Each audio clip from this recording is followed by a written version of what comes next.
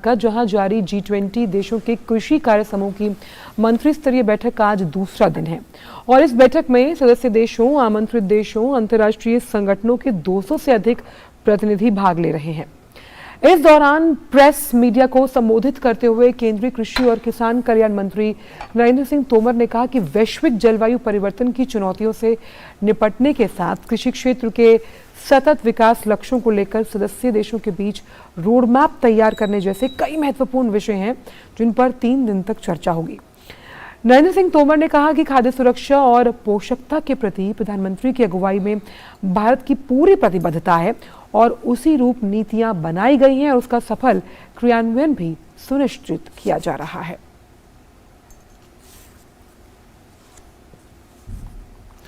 OP Yadav हमारे साथ जुड़ रहे हैं हैदराबाद से, उनसे हम बातचीत करेंगे। ओपी, कल भी आपसे बातचीत हो रही थी और दुनिया जिस तरह के हालात से गुजर रही है, कई सारे फैक्टर हैं और एक तरफ जो अनाज या खाद्य सुरक्षा की दिक्कत है और जैसे अभी हम बात कर रहे थे कि कल दुनिया का टेम्परेचर इतिहास में सबसे ज़्यादा बढ़ गया था, कहीं ना कहीं जो पेरिस एग्रीमेंट है उसको वो क्रॉस कर रहा था। तो जिस तरह के हालात बन रहे हैं ऐसे में खाद्य सुरक्षा ये सब काफ़ी महत्वपूर्ण विषय हो जाते हैं। क्या कुछ इस बैठक में इस सब को लेकर के बातचीत हुई है?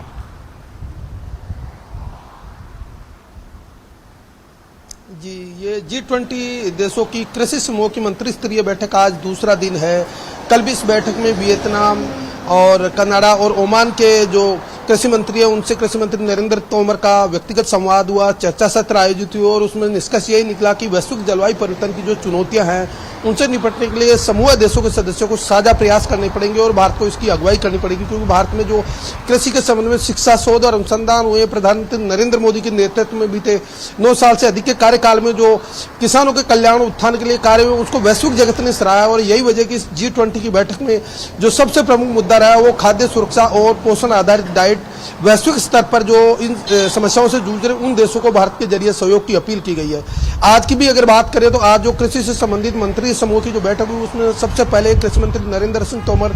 जो मंत्री आए हुए हैं, गण आए हुए 19 जो सदस्य देशों के मंत्री हैं उनका औपचारिक स्वागत करेंगे और स्वागत के बाद 3 अलग अलग चर्चा सत्र होंगे जिनमें प्रमुख मुद्दा खाद्य सुरक्षा और पोषण को लेकर ही रहेगा। और इसमें सबसे बड़ी बात यही रहेगी जो सदस्य देश है उनमें कई देशों में आज भी पोषण आधारित डाइट की कमी है, खाद्य सुरक्षा की चुनौतियों से वो लोग जूझ रहे हैं। तो ऐसे में उन सबको उम्मीद है कि भारत इस जरूरत को पूरा करे और एक नए नेतृत्व के रूप में पोषण आधारित डाइट उपलब्ध कराने के लिए एक नई पहल करे। तो निश्चित तौर पर इस तरह की जो समस्याएं आती है उसमें जलवायु परिवर्तन और इन मुद्दों को देखने के बाद खाद्य सुरक्षा की चुनौती सबसे बड़ी बात होती है। इसके अलावा अगर आज की बात करें तो इसमें अलग से कई सत्र ऐसे भी होंगे जिनमें कृषि में महिलाओं की भागीदारी, क्योंकि भारत में अधिकांश कार्य कृषि से संबंधित महिलाएं करती है, तो वैश्विक जगत को ये संदेश देना कि जो आधी आबादी की प्रतीक जो महिलाएं हैं वो किस तरह कृषि को बेहतर तरीके से घर संचालन के साथ साथ कर सकती है। तो इसको लेकर भी कुशल नेतृत्व महिलाओं का कृषि में कैसे हो, सतत कृषि विकास कैसे हो, जलवायु परिवर्तन की चुनौतियों से निपटने के लिए कार्य नीति कैसी बनाई जाए, इन सभी मुद्दों पर आज दिन भर अलग अलग चर्चा सत्र होंगे जिनमें बैठकें होंगी और विशेषज्ञ भाग लेंगे। और इसमें कई तरह के पैनल बनाए गए जिसमें 10 अंतर्राष्ट्रीय संगठन है जैसे विश्व कृषि एवं खाद्य संगठन, इंटरनेशनल एग्रीकल्चर मॉनिटरिंग फंड, विश्व एग्रीकल्चर कृषि विकास फंड और इक्रिसियर जैसे संस्थान इसमें अपना तकनीकी रूप से सहयोग प्रदान करेंगे। बिल्कुल, महिलाओं की भागीदारी कृषि क्षेत्र में कैसे बढ़े इस पर तो नजर रहेगी। साथ ही जो पोषक तत्व हैं जो थाली से गायब होते जा रहे हैं जिसमें श्रीयन की बहुत अहम भूमिका है, ओपी वो किस तरह से वैश्विक पटल पर अपनी पहचान बनाएगा, इसको लेकर किस तरह से चर्चा हुई है ताकि जो तमाम किसान हैं उन्हें बढ़ावा दिया जाए श्रीयन उगाने के लिए?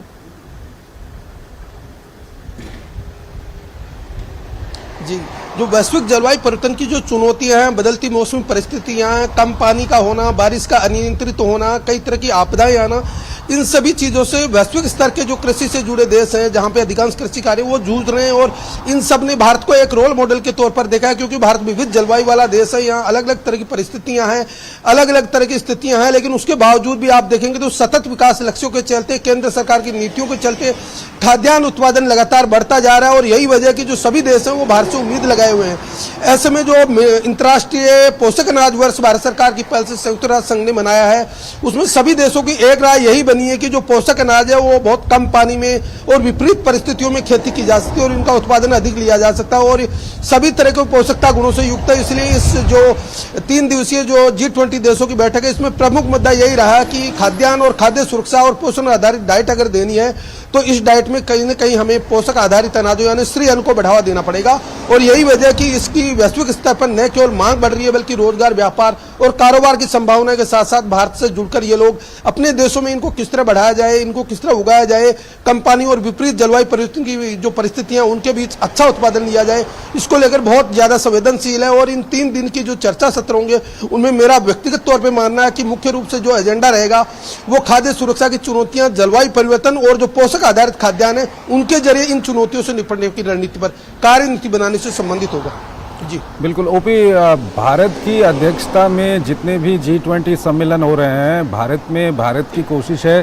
कि भारत की संस्कृति और परंपराओं से रूबरू कराया जाए। दुनिया भर से जो प्रतिनिधि आ रहे हैं उसके लिए क्या कुछ किया जा रहा है वहाँ पर? जी मैं आपको बता दूं, प्रधानमंत्री नरेंद्र मोदी के कुशल नेतृत्व में वैश्विक जगत ने न केवल भारत को एक उभरते हुए राष्ट्र के तौर पर देखा है बल्कि विश्व की उभरती हुई आर्थिक महाशक्ति के तौर पर आंकना भी शुरू किया। और यही वजह कि इसके संदर्भ में जो G20 की हमें अध्यक्षता मिली है इसका एक जीवंत परिणाम है। तो जब भी आप देखें तकरीबन 50 जगह G20 की अलग अलग बैठकें हुई है, इसमें तकरीबन 2 लाख से अधिक लोग शामिल हो चुके हैं। और कृषि की भी इंदौर, चंडीगढ़ और वाराणसी में जो बैठकें, उन सब में एग्रो टूरिज्म को बढ़ावा देना, भारत की जो सनातन संस्कृति है, भारत की जो वैदिककालीन संस्कृति है, भारत का जो गौरवशाली इतिहास है, उससे जुड़े पर्यटन, कला और संस्कृति से संबंधित जो चीजें, उनमें जो सदस्य देशों के जो अतिथि आ रहे हैं उनकी खासा रुचि है। तो इन बैठकों के दौरान इस तरह की जो साइट्स है, इस तरह के जो एवेन्यूज है, उनसे भी जो अतिथि देश है उनको रूबरू करवाया जा रहा है। यही वजह है कि जो खाद्यान्न भी परोसे जा रहे हैं उसमें भारत के पारंपरिक खाद्यान्न जो स्थानीय स्तर पर, चाहे हैदराबाद का मामला हो, चाहे इंदौर का हो या चंडीगढ़ का हो या वाराणसी का हो या अन्य किसी भी बेंगलोर, कर्नाटक, कहीं पे भी जो ये कार्यक्रम आयोजित किए जा रहे हैं, वहाँ के स्थानीय पारंपरिक भोजन, स्थानीय पोशाकें पहन के लोग उनका स्वागत कर रहे हैं। तो जो भारत की विविधतापूर्ण गौरवशाली जो संस्कृति, उसको देखकर न केवल ये अतिथि देशों के सदस्य खुश हैं बल्कि भारत के जो पौराणिक संस्कृति है उससे जुड़कर वो अपने आप को एक गौरवशाली राष्ट्र से जुड़कर धन्य महसूस कर रहे हैं कि हम भविष्य में जब भी आए तो अपने परिवार को लेकर आए, देश में जाकर ये बताएं कि भारत की संस्कृति न केवल समृद्ध रही है बल्कि गौरवशाली इतिहास भी रहा है। तो हमें ऐसे देश से जुड़ना चाहिए जिसकी संस्कृति और समृद्धशाली संस्कृति है, जो उभरता हुआ राष्ट्र है, और भविष्य में एकजुट होकर भारत के बैनर तले हम वैश्विक नेतृत्व को भारत के साथ जोड़कर देखें। बिल्कुल, एक भारत श्रेष्ठ भारत का अनुपम संगम है। बहुत बहुत शुक्रिया ओपी इन तमाम जानकारियों को हमसे साझा करने के लिए। और फिलहाल वक्त